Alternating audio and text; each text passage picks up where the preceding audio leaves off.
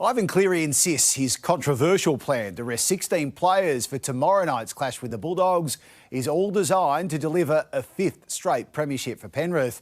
Dogs coach Cameron Ciraldo says he won't be taking the unfamiliar Panthers team lightly as he fights for a top four finish.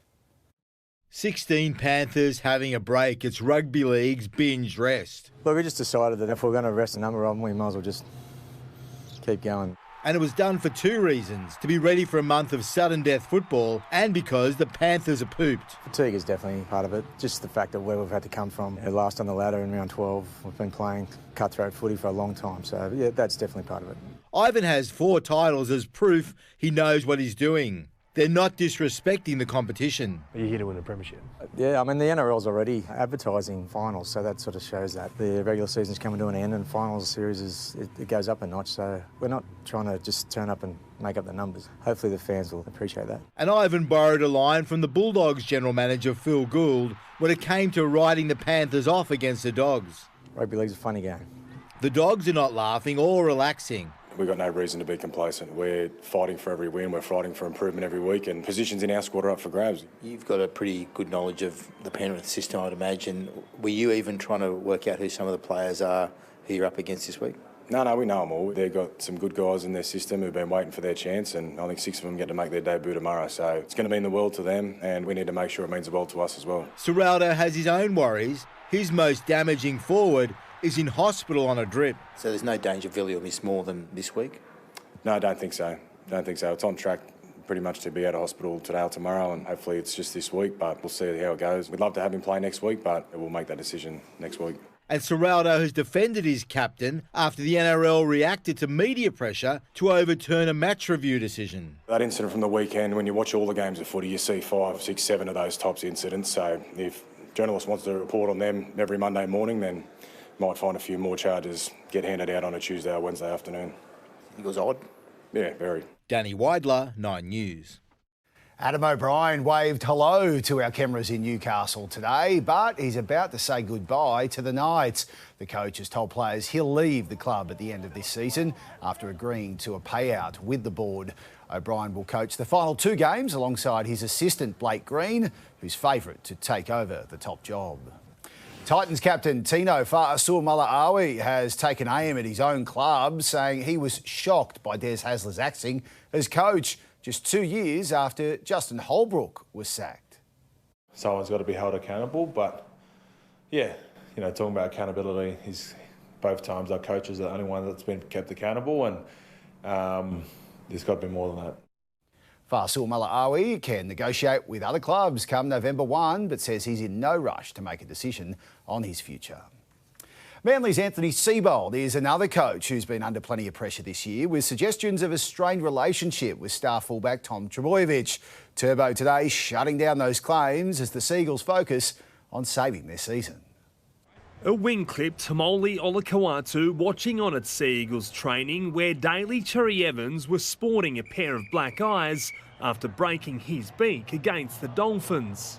Looks like he just come back from Turkey, got a nose job. Like the bruised eyes and that.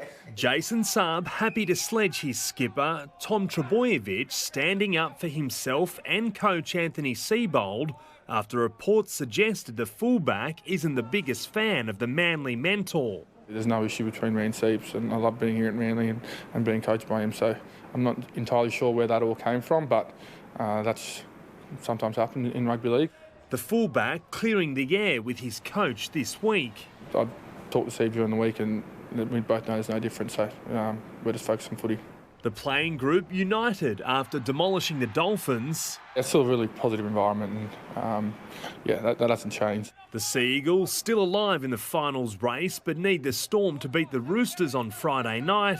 I'll probably check the score, but I won't be sitting in front of the telly really watching the game. Manly must then take down the Red V on Saturday to remain in the fight. They're going to come out firing and Flano's going to have them revved up, so very wary, very wary. Upstaging the Chooks last week, the 14th placed Eels can now put a serious dent in the Warriors' top 4 bid. How nice would it be to upset them a little? That's a good leading question. I just think every time we go and play, it's important that we play to win. So that's going to be, our mindset, and nothing's going to change there. Zach Bailey, 9 News. Flanker Ashley Masters is playing at her third World Cup and believes the Wallaroos have never been better prepared to succeed on rugby's biggest stage.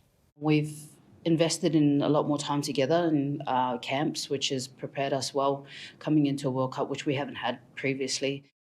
After a huge first-up win over Samoa, Australia plays its second game against the USA in York on Sunday morning. And the only downside to Alex de Minaur's first-round win at the US Open was that it came at the expense of another Aussie. The Demon not at his best, but still far too strong for Chris O'Connell. 6-3, 6-4, 6-4.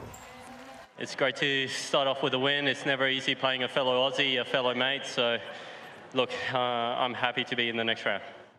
Alexi Popperin also won in straight sets, setting up a clash with world number 1 Yannick Sinner, 19-year-old rising star. Maya Joint also moved into the second round, but Isla Tomjanovic fell to Coco Gauff in a tough 3-setter. We could be about to witness a slice of Queensland sporting history with the Gold Coast Suns just hours away from finding out if they'll be in the AFL finals for the first time. Matthew Simpicus joins us live from Carrara tonight, ahead of the do-or-die clash against the Bombers. Matt, this moment has been 15 years in the making. Exactly right, Jono, and the equation is simple for the Suns. They win and they're into their first ever final series. Lose, well, it's season over. A lot of pressure on Gold Coast tonight. They'll take on Essendon, who are staring down the barrel of their 13th straight defeat. Plenty of injuries for the Bombers, the opposition tonight, but with the Suns, they know what is at stake. Arriving to the ground, feeling the pressure, but also you can get the sense that they're anticipating what this could mean for Queensland sport. I caught up with Suns defender John Noble a short time ago as the players were making their way into the stadium to get a sense of how they're feeling. You know, 14, 15 years is a long time to not see finals, and you know, we've had a really strong season and we've put ourselves in another position tonight to make that happen. We could be witnessing history here tonight, and for those wondering why this match is being played on a Wednesday night, usually reserved for State of Origin footy here in Queensland, but the Suns-Essendon match that was scheduled to be taking place in March in opening round was rescheduled due to Cyclone Alfred. So, Jono, if the Suns can get the win tonight, it will be well and truly worth the wait. Wally Lewis made his name in the Origin arena, but this week he's headed back to Clubland as he brings us his tips for round 26. Today I'm at Virginia Golf Course teeing off for a very good cause. The inaugural Fogs Golf Day, raising thousands of dollars, helping support charities right across Queensland. Some of our state's greatest Origin heroes taking part with varying levels of success. As for my round 26 tips, I've got the Broncos to beat the Cowboys in Townsville, while I favour the Dolphins over the Titans on Sunday. My other winners are the Bulldogs, the Warriors, Storm, the Raiders, the Sea Eagles and the Sharks. After the huge success of the Golf Day, expressions of interest are now open for the 2026 edition. And hopefully with the help of my tips, you can be hitting a hole-in-one. That is more than good enough